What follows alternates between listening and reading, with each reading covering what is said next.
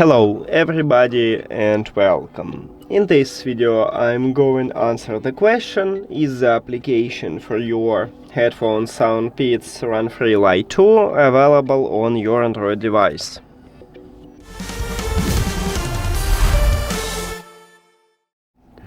So I already installed and set up the application what SOUNDPEATS offer for the headphones. It calls Peats Audio. And in the application we can check a list with supported devices. You need to open the app if you want to check it also. Then go to the profile icon at the right bottom.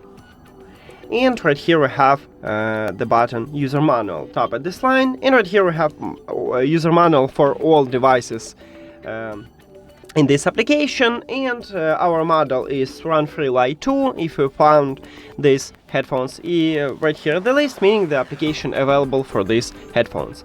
And right here I already see them, so my short answer is yes, the application available for your earbuds.